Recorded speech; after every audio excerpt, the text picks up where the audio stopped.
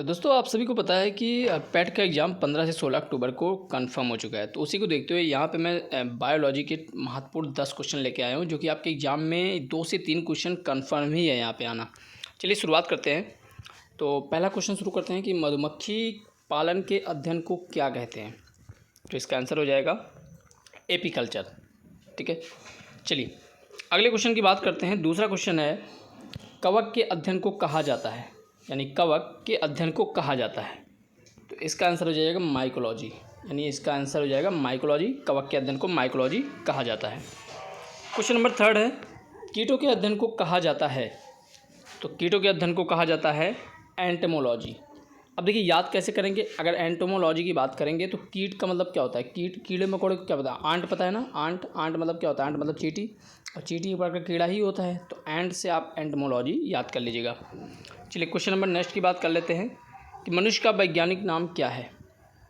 तो मनुष्य का वैज्ञानिक नाम होमो सैपियंस। ये अधिकांश लोगों को पता होगा। देखिए यहाँ से कन्फर्म है 2 से 3 क्वेश्चन तो आपको बायोलॉजी के आने ही आने हैं। क्वेश्चन नंबर नेक्स्ट की बात कर लेते हैं कि जीवन का भौतिक आधार क्या है। जीवन का भौतिक आधार क्या है। तो इसका आंसर हो जाएगा जीवद्रव। अब जीवद्रव क्या होता है आपको बता दें कि ये जो सेल होता है ना, सेल के अंदर एक लिक्विड पाया जाता है। ऐसे सेल के अंदर लिक्विड पाया जाता है और इसी लिक्विड में जो कोशिकांग होते हैं वो तैरते रहते हैं। तो ये जो लिक्विड होता है इसी को हम जीवद्रव बोलते हैं। ठीक है, चलिए क्वेश्चन नंबर 6 की बात कर लेते हैं। कोशिका शब्द का प्रयोग सर्वप्रथम किसने किया। कोशिका शब्द का प्रयोग सर्वप्रथम किसने किया। इसका आंसर हो जाएगा रॉबर्ट हुक।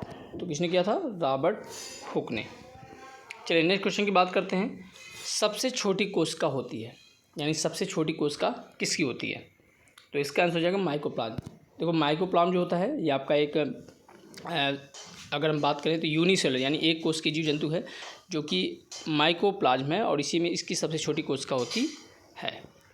चलिए नेक्स्ट बात करते हैं, सबसे बड़ी कोशिका होती है, यानी सबसे बड़ी कोशिका किस जीव की होती है। तो यहाँ पे हम देखेंगे सबसे बड़ी कोशिका होती है शुतुरमुर्ग की।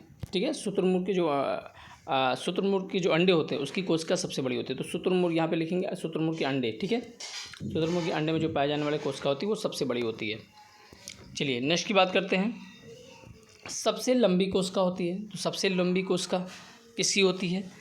अगर मैं बात करूँ सबसे लंबी कोशिका की तो वो हो जाएगा तंत्रिका तंत्र। आपको पता है कि मनुष्यों के अंदर जो नर्वस सिस्टम पाया जाता है वो होता है सबसे बड़ी सेल, यानी तंत्रिका तंत्र।